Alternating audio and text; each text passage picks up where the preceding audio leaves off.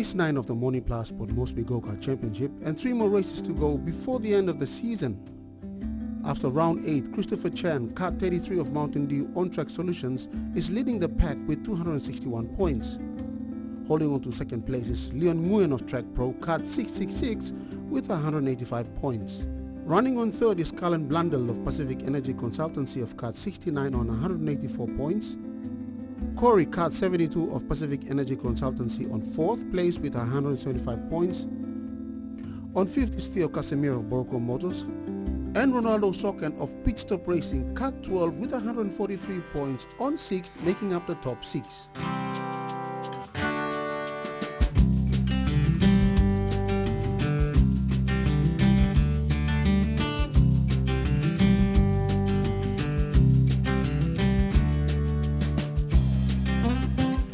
Race 9 is sponsored by FedEx. 90% of the races here today are our clients, and we're just showing our support to them. Yeah, but FedEx is also part of the sponsorship for the whole year. I mean, how important is it? Is it for the go-kart community? We saw it as a good event to be part of, and yeah, we're happy we're here. The race qualifiers were a little bit different today. Yeah, we decided to try out a new qualifying format. So today it's multiple karters on at the same time, and you get 3 minutes to set your best lap. So from there you can either do fast laps or a cool down lap in between, but just racing just then, there's not a lot of time. So you got to be on it for 3 minutes straight and set your fastest time as fast as possible. Yeah, in the allotted 3 minute time. So with all of this, how does this affect overall racing today? I think it just gives the karters an opportunity, once their tyres are warm, to push that little bit harder to get themselves up the grid. But in saying that, the previous format, you had 2 laps, and by the end of the second lap, that's when your tyres are coming up to temp and optimum working range.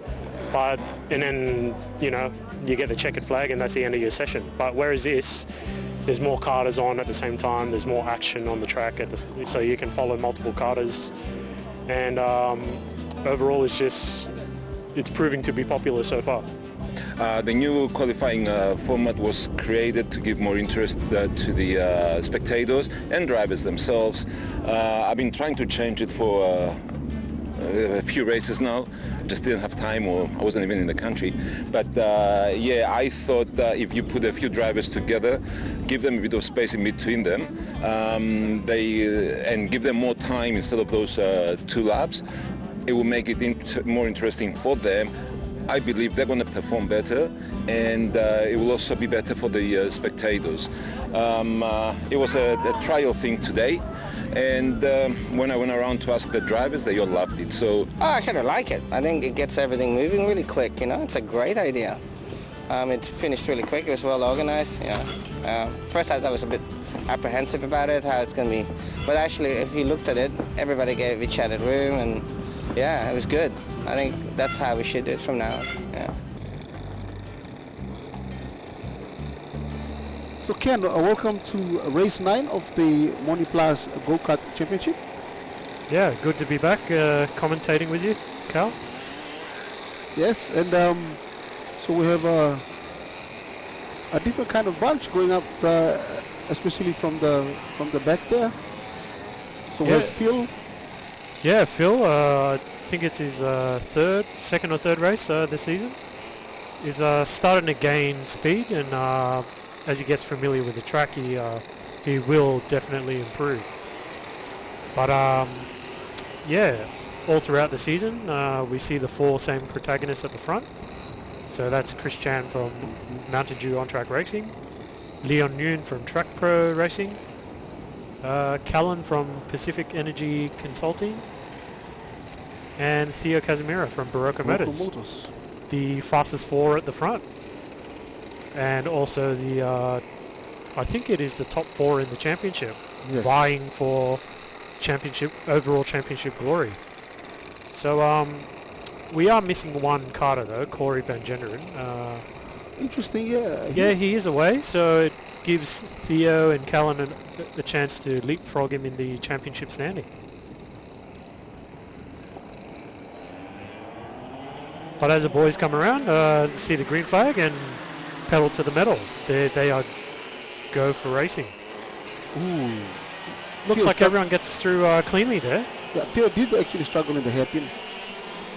And yeah, it seems like the front two is streaked away from the rest of the field already. Yep. So it tells me that they got the cleanest line through there, and then the pack just bunched up in the turn 2 chicane, and no one was able to get a good drive out of there, but except the front two.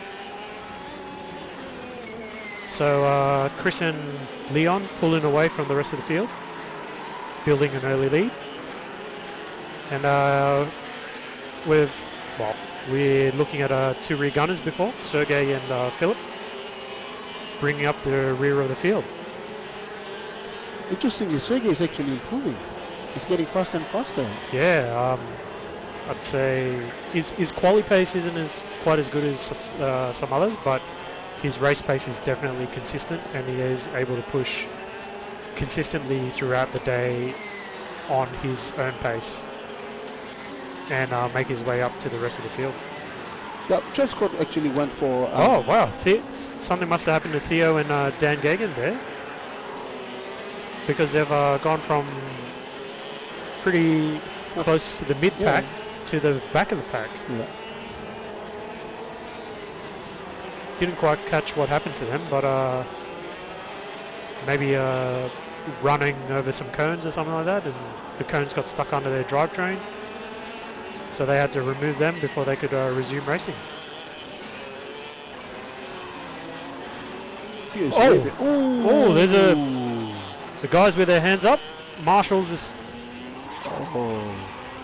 Wow, another flipped card. It looks like Philip has flipped his card. Dan being the good Samaritan.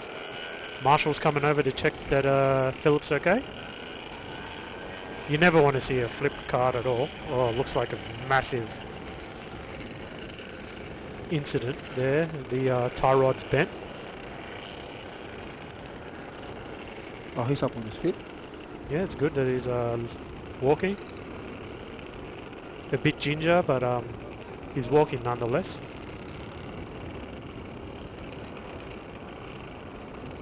Inspecting the cart, saying, what did I do? I've now made it a tricycle.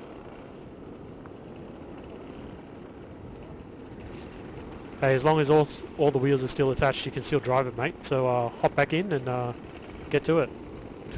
So he's got a quick chat with the St. John's. No, all kidding aside, it's good to see him walking. Yeah. So he's actually speaking to St. John's now. It's good that we have St. John's every race. Yes, thank you to our mysterious sponsor for sponsoring St. John's for the season. Without St. John's, we would not be able to race. So thank you to our mysterious sponsor. And after a brief yellow flag period where the field slowed down, full course yellow that is, which neutralises the race, we are back to green flag racing. And once again, the front two, Chris Chan from Mountain Dew On Track Racing and Leon Nguyen pulling away from the rest of the field, with Callan this time able to follow more closely.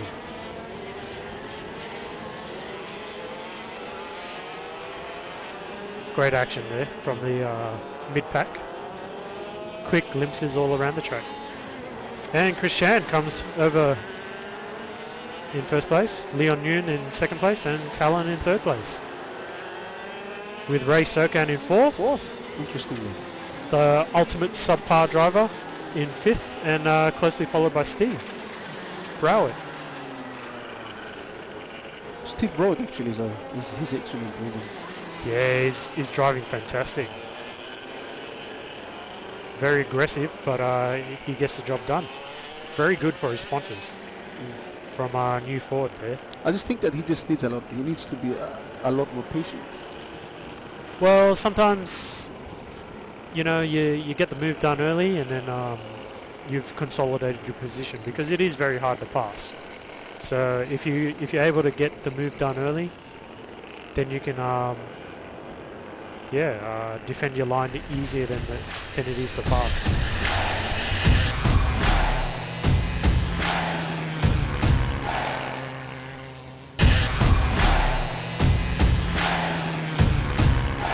And they're off. Yes, they are off. Everyone getting through turn 1, pretty clean. And turn 2. Ooh. The two guys are streaking away at the front, as is always the case, because you have no one to battle. You're able to take your ideal racing line through the track and dictate your speed and your pace and the line that you want to take. Oh, a bump there to the subpar ultimate driver from Callan. Ooh. But it looks like Leon and Chris starting their slow climb up to the front through the rest of the pack. So currently as it sits, Dan Gagan in first, Theo Casimiro in second, and I believe it's Trent Scott in third. In third, yes, currently. But Dan Gagan and Theo. Excuse me, they both have bald heads, but they're completely different guys. Easy to confuse, but they are their own people. Yep. The South African is actually good looking. Oh, they're both good looking, but yeah, let's just leave it at that. Sorry, Trent. Yeah, I didn't say that. That's all you, mate. I didn't say anything. Sergey is actually running fourth at this point in time. Yep. Oh, big slide there from Sergey. Oh no, that's Steve. Sorry, that's Steve Broad. Steve Broad from Ford. But it looks like Trent and Steve holding up the rest of the pack there. So that allows the two leaders at the front to streak away. So if they do have an incident and go wide, they do have a little bit of time to recover, and they won't be under pressure from the rest of the field. So this is what we call in racing a train. So the conductor at the front, well, Trent's able to pull away from Steve there. So it tells me that Steve is the roadblock in this train. But it looks like all the guys are racing clean and fair. No incidents. No touching of wheels and bumpers. Dan Gagan is going to the icy open skies. Dan Gagan can't believe he's probably in first right now. But Steve again. Boyd, yeah. Laying down too much power and getting maybe his cart's set up to be very tail happy. Maybe he was able to get away for a relaxing holiday and practice a bit of drifting, so those skills have come in handy.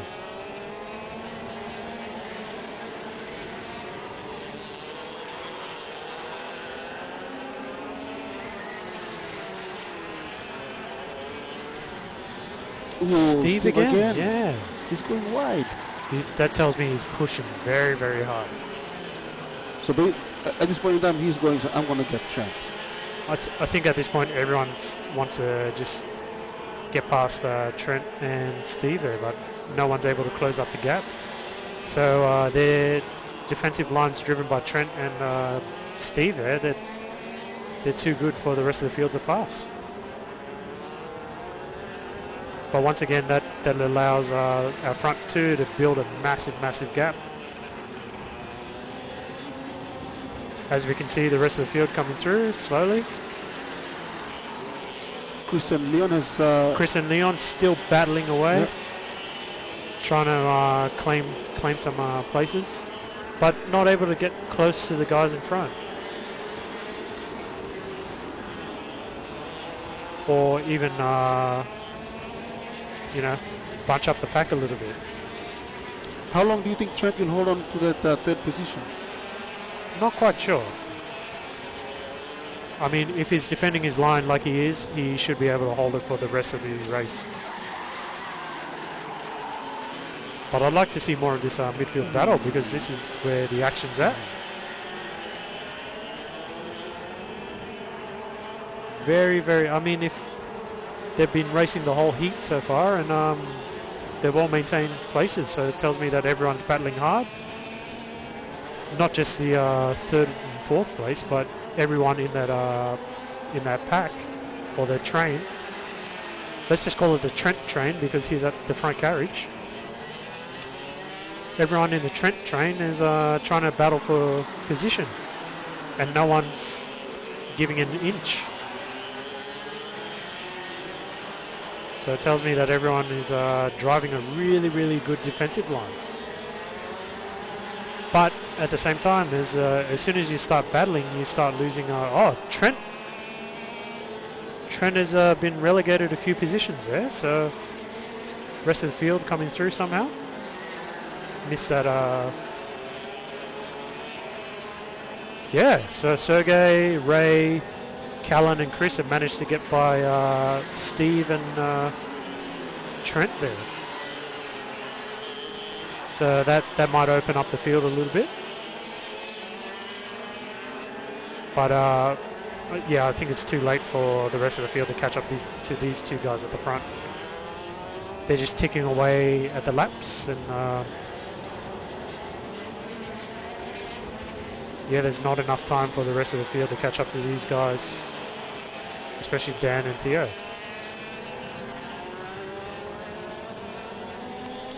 Yep. Last lap. As I thought that'd be the case. So still, big battles right across the field. You can see Sokan actually pushing hard. I think Sergey is on third at the moment. Oh, look, I mean, when you're racing, you don't ever really... Oh, yellow flag there, being waved by the marshal. Oh. Incident between Ray Sokan and Sergey. But as we cut back to the start-finish line, we see the checkered flag indicating that the race is finished.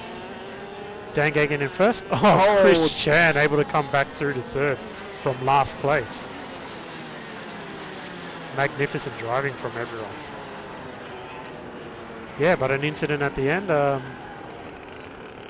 between Ray Sokan and Sergey. Yeah, just allowed Chris to come and claim third place.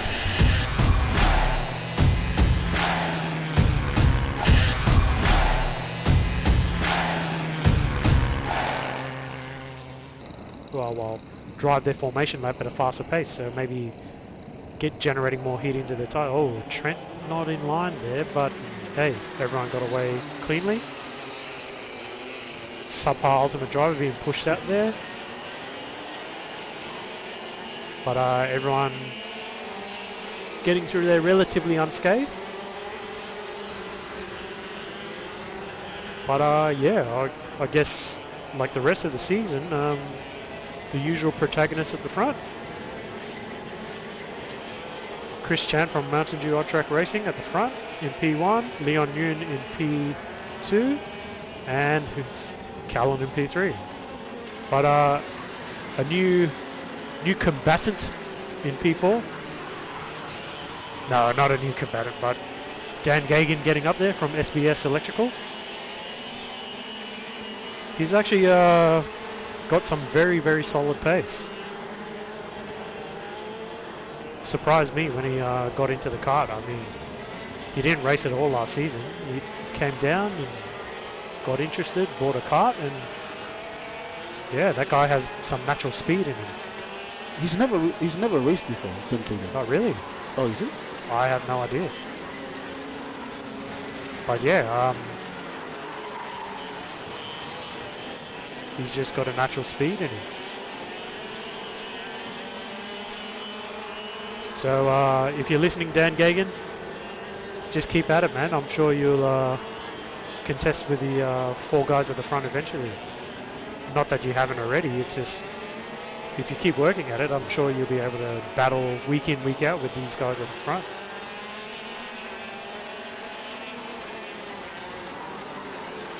The race has just opened up.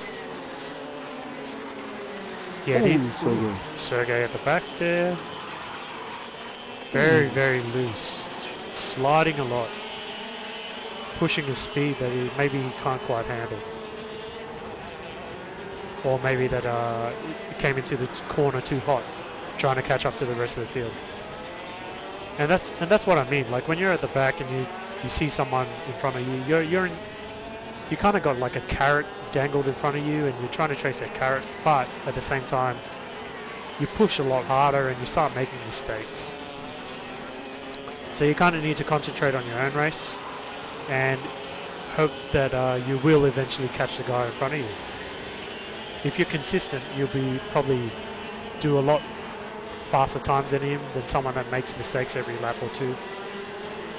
If you just focus on your line, your throttle application and your brake application, and you're consistent putting in the same lap time, maybe within a tenth of each other, of each lap, then you will catch up to the guy in front of you eventually. So like in a normal go-kart like this, like if you lose speed, how many seconds do you actually take to power up and then gain that momentum again? I mean, the engines, they do have a power band, so you want to keep the engine revs within the power band. And I believe the power band is towards the upper end of the rev range. So maybe at about 8,000 RPM up to, I think these things are limited to about 15,000 RPM. So anywhere between 8,000. Oh, slide there, big Callum. Slide there from Callum. But being that the drift king that he is, he's able to control it. Do you think the last race where Chris was actually beaten, do you think that actually pushed him, that motivated him to be just, that competitive? Oh, look, I think he's just got a natural competitiveness in him. So he doesn't need to be second place or third place to use that as motivation for him to race fast. So he likes to go fast. Just like any of these karters, they just all want to feel the sensation of speed. And I guess doing it on a racetrack is a lot safer than doing it out on the public road.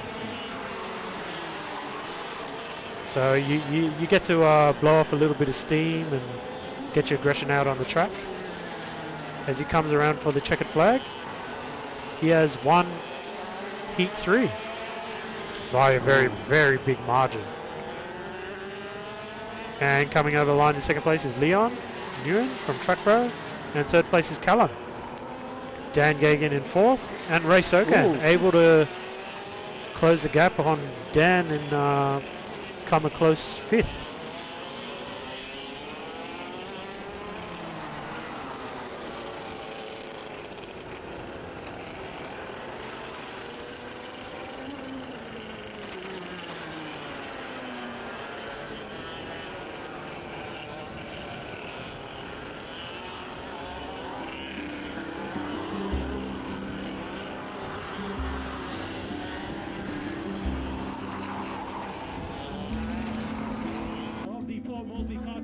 Callan Blundell of Pacific Energy Consultancy gets third on the podium. Leon Nguyen of Track Pro gets second, and Chris Chan of Mountain Dew On Track gets first on the podium. The Moni Plus Sport Moresby Kart Championship 22 Championship Tracker standing after round 9 sees Chris Chan of Mountain Dew On Track with 306 points. Leon Nguyen of Track Pro 666 second with 222 points. Theo Casemiro of Borco Motors on 4th with 184 points. Corey of Pacific Energy Consultancy slips to 5th with 125 points. Ronaldo Sokan of Pit Stop Racing maintains his 6th position with 164 points. Today good racing from all drivers. I particularly enjoyed race number 2. The race there was very close, and it was the gap in between first and last driver was just a few seconds. Yeah, again, thank you to Moni Plus, thank you to Heineken, and thank you FedEx.